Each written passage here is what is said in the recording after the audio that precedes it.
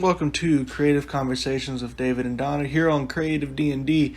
I'm David. And I'm Donna. And today we're back. We're working on our sci-fi novel, Journey to Terra 2.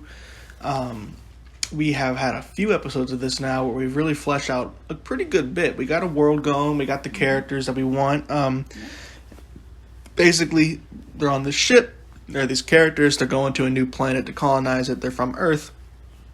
And that's where we're kind of picking up. And we're going to work on some plot stuff today, just like what it is we think we have in mind to generally happen. So we're looking at a document right now. We're working on that. So, Donna, I see you got genre written. Well, that's just because I copied it. Oh. I was just trying to get the same font. Oh, the same font. All that font. Okay, got you. But, so, my comment is that when I'm getting ready to write anything, I like to really have a clear idea of the setting, and we've worked on that a lot. And then we really, like you said, fleshed out the characters, but all of it is intermingled with the plot, every bit of it. So now that we've spent so much time kind of figuring out what Earth was like and the kind of where they're going and what's going to happen on the journey and when they get there kind of stuff, that all to me is kind of setting, but it had some plot in it.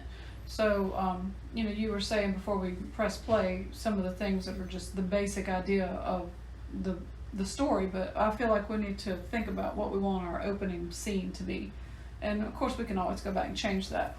But like when you open the book to start reading about our adventure, what's the first thing that you think people want to know about? A character, how I imagined is, so these characters are on the ship, and the first thing I want to see, the character wakes up. The characters wake up. And they're like, what's going on? And then the AI is like, we're under attack. You are in cryo freeze. It has malfunctioned. Get to the bridge right now so we can figure this out. Well, one of the things that I learned from working on the books that I've written and hearing and reading and listening to lots of stuff that people do all the time is having people wake up from a dream or wake up in general to start the book. And it's something that a lot of people just are really turned off by. So it's better to, in my opinion, to just plunge them into some kind of an action. And then it's like the action happens, and maybe after there's kind of a lull in it, it's like then we can explain that they are fighting after they came out of cryo. Just because I've heard so many times you don't want to start by having somebody wake up, because it's like wake up to a new world. Well, so what's going on then? They're just in the middle of the attack, and then they sit around and go, "Wow, that was crazy. We were in cryo."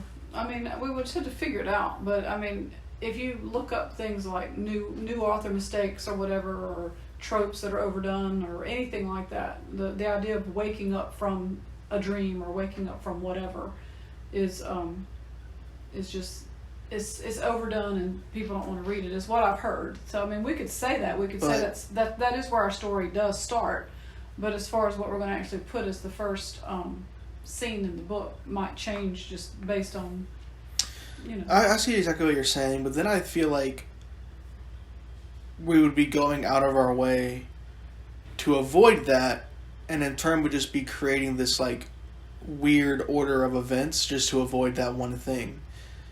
Like the order of events is they wake up, they figure out they're under attack, they fight off the attack. In this case, we'd be switching to they fight off the attack being like the first thing.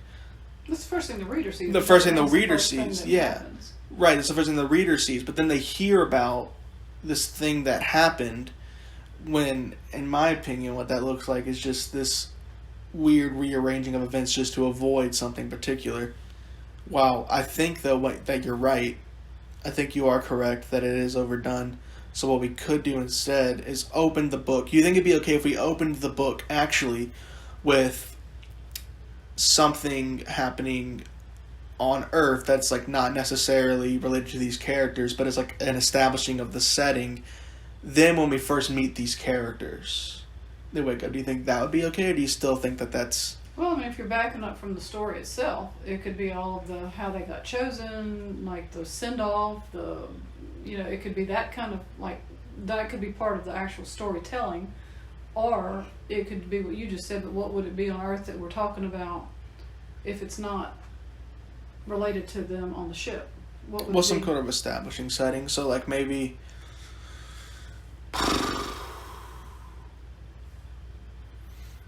People in a boardroom talking about how we have to colonize Earth at that first, or maybe like the first time that aliens visit Earth, because we have established our aliens like a whole other civilization. So maybe it's like a normal day, and then and it's like so what we're seeing as the first scene is the first time aliens come to Earth, and then it's like. How long ago was that before the ship went into space? I don't know if it was. I think maybe like 100 years. I don't remember. It's probably in the notes somewhere. Let me see. Or we could do like a maybe it actually opens with the characters getting on board the ship to then be put in, and so like the chapter 1 ends with them going into cryo-freeze. Maybe. Okay, and the AI saying see you in however many years it's supposed to be. Or right, yeah.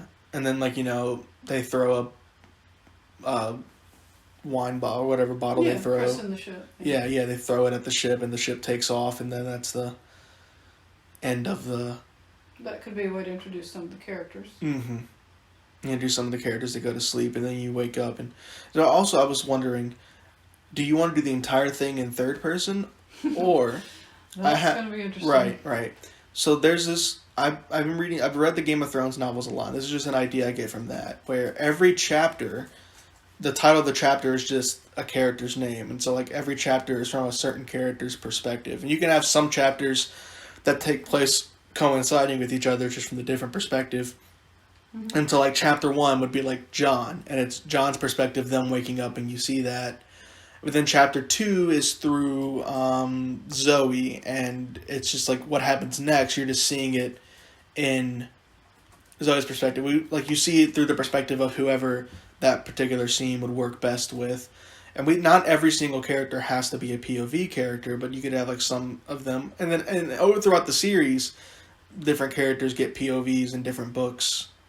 Does that make sense? Yes. So if we're starting with John and he's chapter 1, then that takes care of the problem. It could be his story. It could be like showing scenes from his life, how he got to be chosen on the whatever, and then something like all these thoughts flashed through John's mind when his eyes opened and realized that he was on the ship that was under attack. See what I mean? Okay, yeah. So it's the whole scene is just like he is waking up. The audience doesn't know that.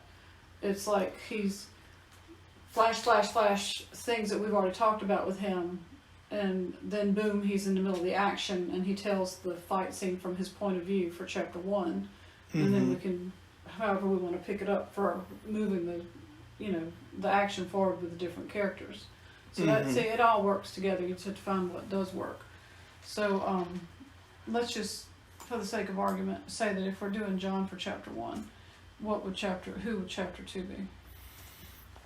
Okay, so chapter 1, you think that would go through just the entire battle? Well, it could be part of it, maybe until some big turning point, and then we could pick up with a different point of view, and then that person, and maybe somebody. Who would he be interacting with the most? Who would he be interacting with the most? Mm-hmm. Probably, let's say the first 3 characters we meet are like John, Zoe, and there's another one we could pick, like, Arya.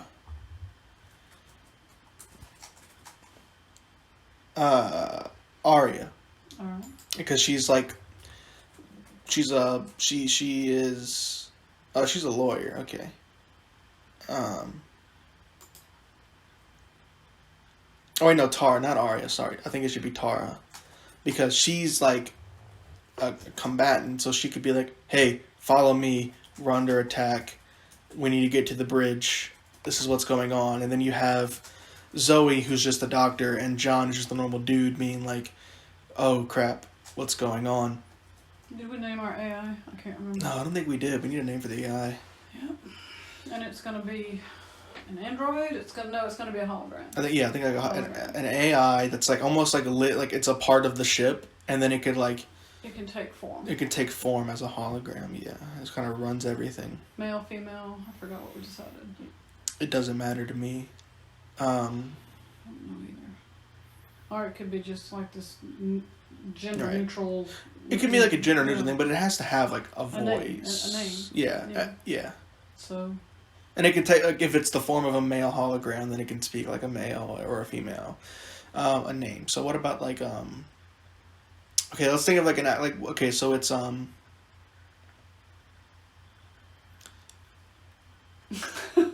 drawing a blank. AIM. Advanced Intelligence Machinery. Sure. So AIM, we might come back when we're talking about characters again, but anyway, AIM is explaining. I'm trying to write a few notes about John's chapter.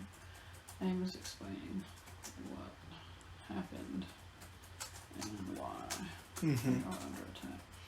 So I think we had established, was it like, I think we said that they're under attack by members of the alien species that we've met that are against the co-colonizers. So like they're basically like alien terrorists from the other planet. Do we know anything about these aliens? Should we take a second and talk about that?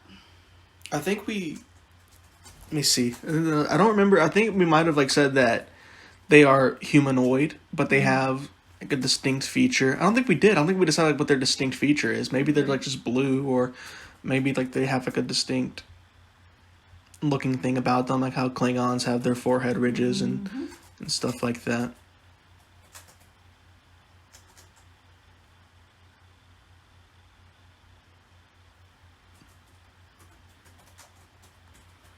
Okay, so let's see. These aliens live basically about as far from the planet as Earth, but in a different direction. I think we decided that. It's kind of like kind of meet in the middle. They're both looking to expand, and they just both happen to land on this. You know. Yeah. I mean, as far as characters concerned, I really feel like what we're doing is very character driven. So we need to probably include AIM as one of our characters, since we have not done that yet. And I mean, I'm not opposed to having a personality, but then that goes all the way back into how it was created. So, for example, on Voyager, the medical hologram was created by a man, and he made it look exactly like him. And so it had his whole physical description, mannerism, the whole thing. But as the series continues, it turns out that first one, he was one of the first ones, the Mark Ones or whatever they called him. And it turned out they were inferior, according to the public, for many things. He was very, kind of rude and abrupt and whatever. And so those holograms with that particular design actually got relegated to doing physical labor that nobody else wanted to do, like mining and stuff like that, because they could do the work of a human being, but they're a hologram. And so it was very hurtful for the creator of that hologram that everything that had his image on it was now doing all this dirty work. And then they made several versions to improve the program, all different, different looks and different bedside manner, so to speak. But that said a whole lot about his character, because who he was coming into being was a hologram modeled after an actual person with his actual personality. So our person, our hologram, could be male or female, and it doesn't have to take on the, like I created it, it's going to be like me kind of thing. But I feel like it does have some personality. Well, yeah, I agree. Weird, maybe. I'm trying to. There's the word I'm looking for, like quirks, tweaks. There's something about it that just. I don't think it sounds like a robot. You know what I'm saying? No, I agree. When I was saying earlier, it could be like gender neutral, but then to me that just kind of makes it to where the voice sounds like a robot, and we don't want that.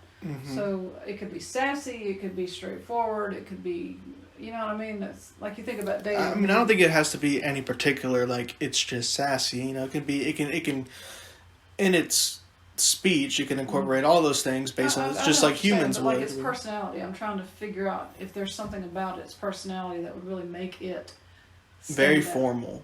I would imagine. Formal? I think it'd be like very, very formal. Okay. Like maybe doesn't understand certain nuances of conversation because everything's so logical. Is it like that? I just meant formal as in like British accent, very almost like 3CPO. C3PO, yes. I can't get my words out. Yeah, C3PO. Yeah, I would think like that almost like, but not like in a. C3PO's kind of dumb. I think he's like very intelligent and very formal and very like, I think he can have like some humor and stuff like that too. Like I think he can be funny, but. You would say also very proper. I think proper is a good word. I think he speaks very properly and. Okay. Yeah. I just wrote AIM, so you wanted it to stand for Artificial Intelligence Machine. Yeah, or something like that. I don't know. Okay.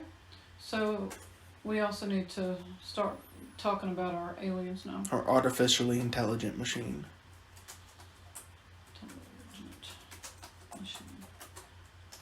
Alright, so let's talk about the race of aliens that we're coming up against. What are we going to call that? Yeah, they need a name, right? So,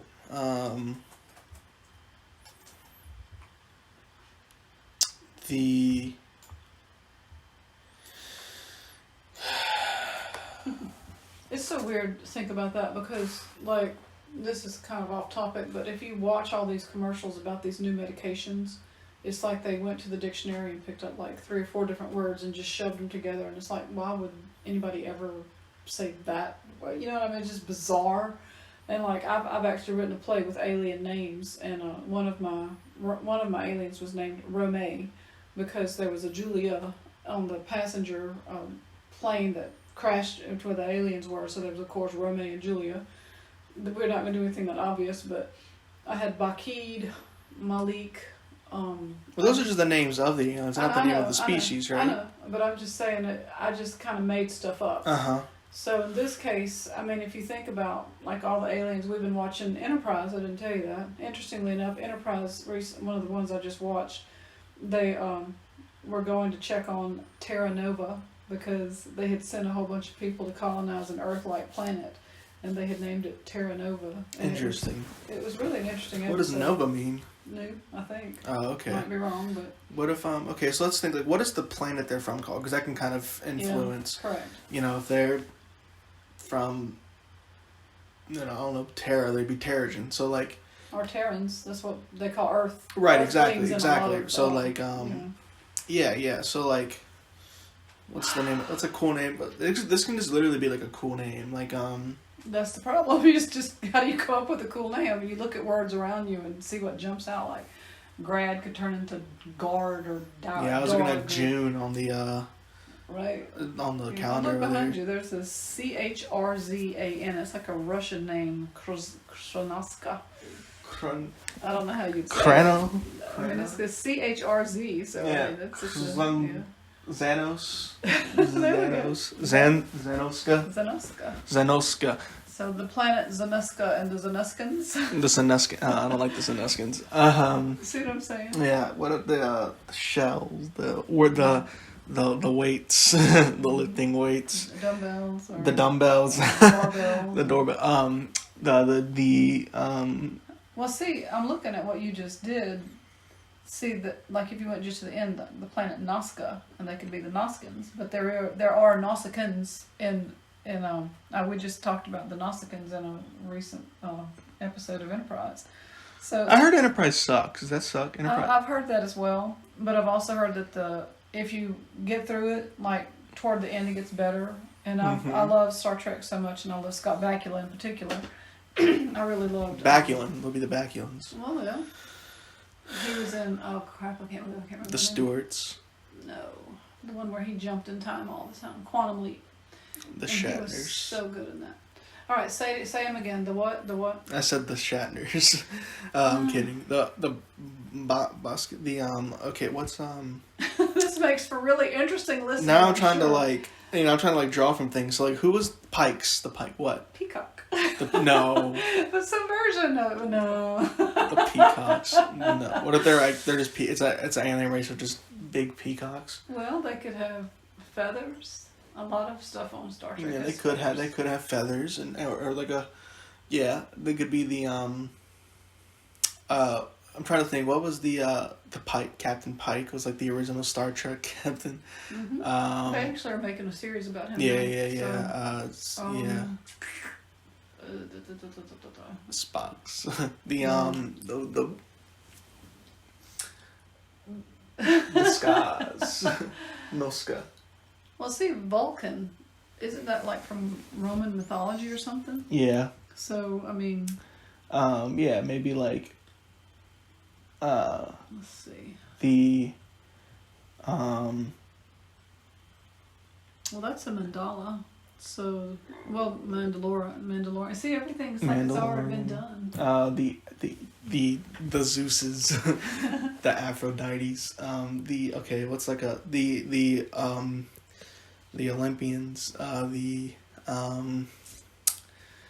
they're from Olympia and they're the Olympians. Well, here's something that I'm sure people know that I was shocked to find out as a teacher of probably 10 to 15 years. I don't remember exactly, but I had an exchange student from Germany, and he said something about Deutschland, and I'm like, wait a minute, they don't call Germany in Germany, and they don't. Germany is our name for it. Sort of like how we don't call Earth Terra, but like aliens are like, oh, it's Terra. So that gives us maybe a little bit of insight. So maybe like, that's a good, so maybe they could be like, they could call themselves like the, something weird like the Renoskas, but we just call them like the Sqs, or, Not Sqs. The Nuskas, yeah. Or like, it's actually them weird like that, so like, and we give it like a, right. easier name to understand. The myrtles, the crepe myrtles. There we go. Crepe myrtles. The crepes, the crepers, the creepers. The creepers. Creepa. Creepa. Oh man, the Elmers. Elmer glue over there. Oh, so we got the word. We got to think of a cool. June. What's that, like a June? The July. The Jujus. They're from July. The Junies. The June. I think July would be a cool name. For a character, like an alien character named July. Huh. I'm born in July. Well, there you go. This is just the process of figuring out an alien name. The Borns, There's just so many things to look at. Carpe diem. The carpe diems, the diems, the carpets, the carpets, the carpets. The 365s, the the novets. Yeah. The novelettes. The what is that word over there with that? The vertels? I don't know what word you're looking at. The black box is a question. It's on the shelf. Oh yeah, that's just a game. Vertellus, yeah, the vi. I think we're going to have to talk about this, not on the podcast. The hot tamales. Yeah, we'll have to come at that later. Point is, they're aliens. What do they look like? Are they just like, they're humanoids and they just have like, So... What if they just have different color skin? Yeah. Like blue. Well, blue is so Avatar. Red. Yeah, so Martian. You know what I'm saying? It's like, it's all been done, David. We got to find our Green's Martian too. Yeah. Okay, what if like... Gold. Like they're luminescent, Yeah. Beta was originally very gold. Mm-hmm. Not that it has anything to do with anything. Look, I don't... Or they have... like something like this very subtle... I think they have very subtle differences. I mean, you could think of anything from an antenna to a tail to more than 5 toes to Yeah, I think they should have 6 fingers on each hand. Okay, so they have 6 fingers. 6 fingers, yeah. 6 fingers.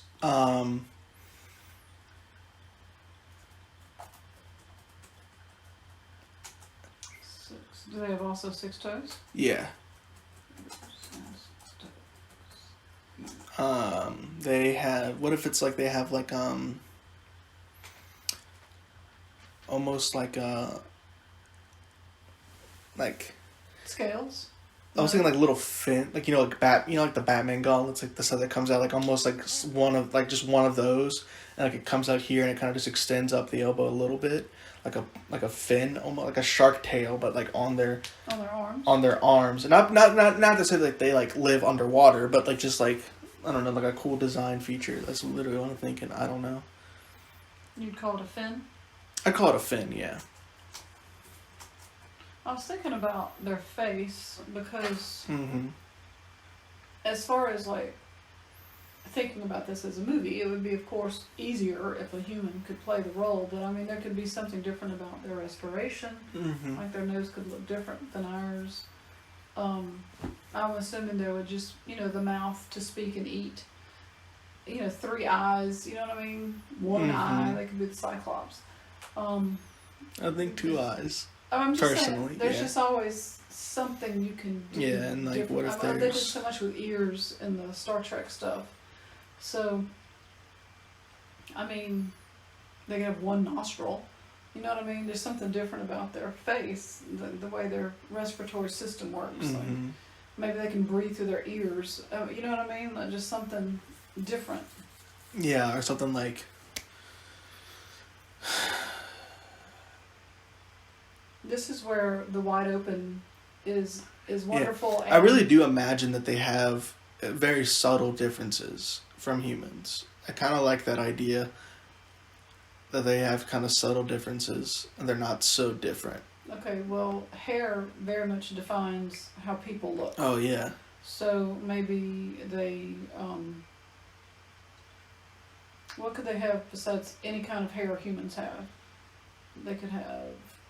What if they just don't grow, they just don't have hair on their heads? They're all bald. They're all bald.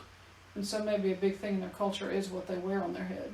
And Yeah. people make the choice to have, some kind of headpiece. Or A headpiece or like a wig or even like they don't grow hair on Well, their they would be like fascinated by our hair. Right. Yeah, it could be something. Yeah. Okay.